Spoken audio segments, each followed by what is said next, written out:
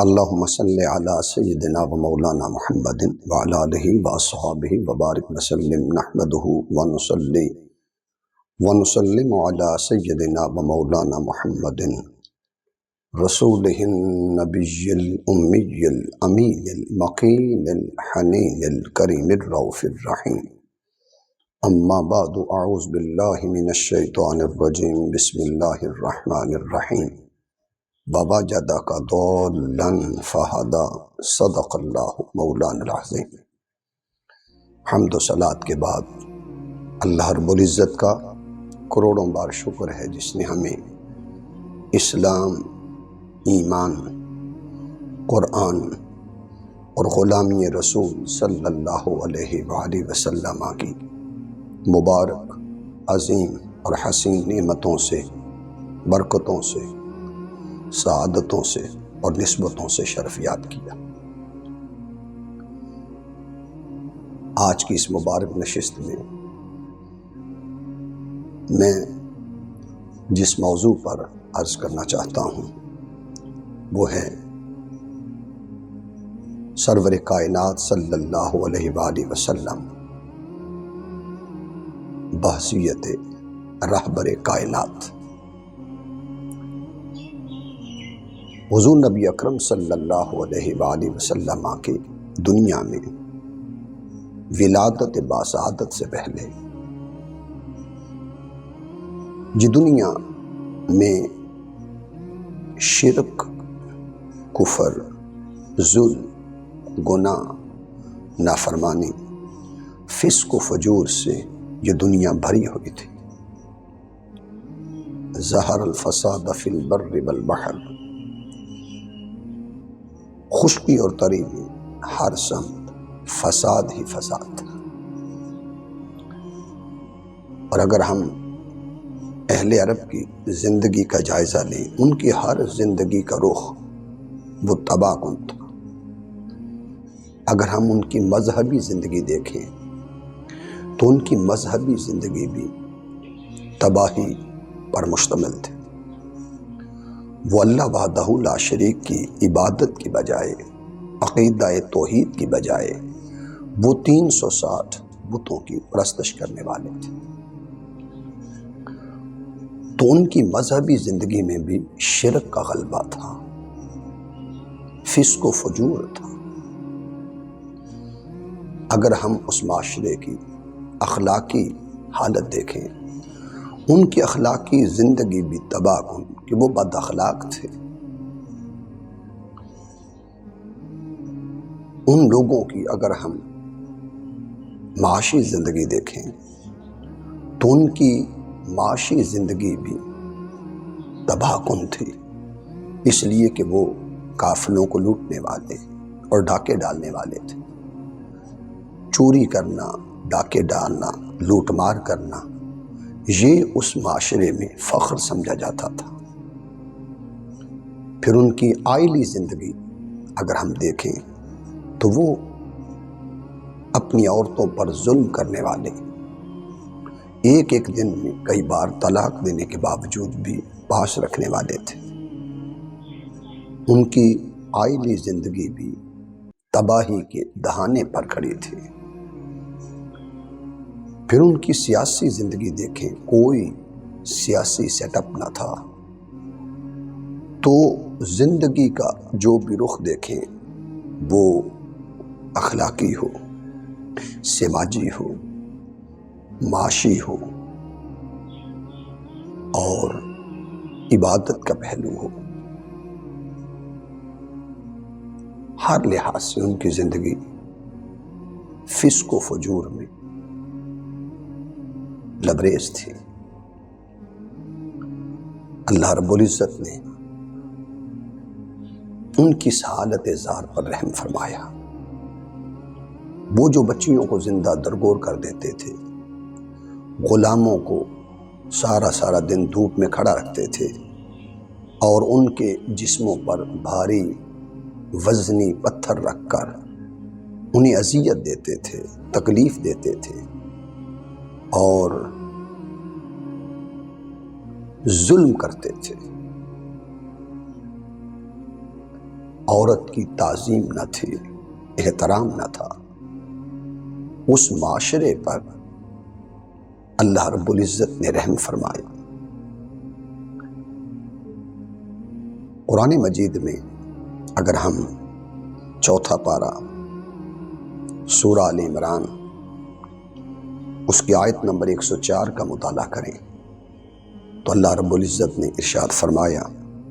وَاعْتَصِمُوا بِحَبْلِ اللَّهِ جَمِيعًا وَلَا تَفَرَّقُوا، اور اللہ کی رسی کو مضبوطی سے تھام لو اور آپس میں تفرقہ نہ کرو۔ فرمایا وَاذْكُرُوا نِعْمَةَ اللَّهِ عَلَيْكُمْ، اللہ کی اس نعمت کو یاد کرو اِذْ كُنْتُمْ أَعْدَاءً، جب تم دشمن تھے، فَأَلَّفَ بَيْنَ قُلُوبِكُمْ، اس نے تمہارے دلوں کو جوڑ دیا، فَأَصْبَحْتُمْ بِنِعْمَتِهِ إِخْوَانًا، اور تمہیں اس نعمت کے باعث بھائی بھائی بنا دیا۔ کون سی نعمت آئی کہ تم دشمن تھے، اس نے تمہیں وحدت کی لڑی میں پرو دیا، اخوت کی لڑی میں پرو دیا، بھائی چارے کی لڑی میں پرو دیا۔ فرمایا میری اس نعمت کو یاد کرو وَكُنْتُمْ عَلَى شَفَا حُفْرَةٍ مِّنَ النَّارِ، اور تم گناہ، ظلم، نافرمانی، فسق و فجور کر کے تم دوزخ کے کنارے پر کھڑے تھے۔ فرمایا قریب تھا کہ تم اس میں گر جاتے، فَأَنْقَذَكُم مِّنْهَا، اس نے تمہیں اس دوزخ کے گڑھے گرنے سے بچا لیا۔ میری اس نعمت کو یاد کرو، اس نعمت سے مراد تاجدار کائنات صلی اللہ علیہ وسلم کی ذات گرامی ہے۔ تو اللہ رب العزت نے نعمتوں کے شہر میں اور نعمتوں کے نخلستان میں اور نعمتوں کی کائنات میں، اس کائنات انسانی میں سب سے بڑی نعمت جسے اللہ رب العزت نے قرار دیا وہ نعمت ذات محمد مصطفیٰ صلی اللہ علیہ وآلہ وسلم ہے۔ آپ اس کائنات میں تشریف لائے اور وہ لوگ جو مشرک تھے، جن کی زندگی شرک سے لبریز تھی، کفر سے لبریز تھی، نافرمان تھے اور فسق و فجور کی راہوں پر چلنے والے تھے، جاہل تھے، اللہ رب العزت نے ان کو راہ راست پر لانے کے لیے اپنے نبی صلی اللہ علیہ وسلم کو دنیا میں مبعوث کیا۔ تو آپ رہبر کائنات بن کر آئے، آپ صلی اللہ علیہ وسلم ہادی کائنات بن کر آئے۔ قرآن مجید میں اللہ رب العزت نے اس تناظر میں ارشاد فرمایا وَوَجَدَكَ ضَالًّا فَهَدَىٰ، وَوَجَدَكَ، اور ہم نے آپ کو موجود پایا، میرے حبیب صلی اللہ علیہ وسلم ہم نے آپ کو موجود پایا، ضَالًّا، اپنی محبت میں ازرفت، ہم نے اپنے عشق میں تمہیں بڑا ہوا پایا، اپنی محبت میں ہم نے تمہیں ازرفتہ پایا، فَهَدَىٰ، تو اس نے آپ کو مقصود تک پہنچا دیا۔ اے حبیب صلی اللہ علیہ وسلم وَوَجَدَكَ ضَالًّا فَهَدَىٰ، ہم نے آپ کو اس قوم میں پایا جو قوم بھٹکی ہوئی تھی، جو بے راہ تھی، اور ہم نے آپ کو کیوں اس کے درمیان بھیجا؟ تاکہ آپ ان بھٹکے ہوئے لوگوں کو رہنمائی عطا کریں، ان کو صراط مستقیم عطا کریں۔ اور فرمایا ہم چاہتے تھے آپ کے ذریعے اس بھٹکی ہوئی قوم کو ہم رشد و ہدایت سے شرفیاب کریں۔ اگر ہم قرآن مجید میں اس آیت کی روشنی میں تفاسیر کو دیکھیں تو امام قرطبی رحمۃ اللہ علیہ الجامع البیان میں لکھتے ہیں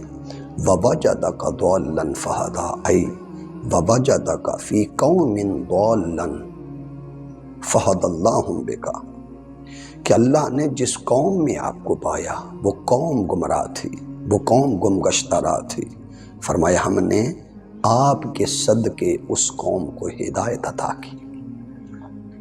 اس طرح علامہ اسماعیل حقی رحمۃ اللہ علیہ، آپ ان کی تفسیر کا مطالعہ کریں، روح البیان، وہ بھی اس آیت کریمہ کی تفسیر میں اور شرحت اور وضاحت میں لکھتے ہیں وَوَجَدَكَ ضَالًّا فَهَدَىٰ، ای وَوَجَدَكَ بَيْنَ الضَّالِّينَ، وَوَجَدَكَ فِي بَيْنَ الضَّالِّينَ فہداہم بکا،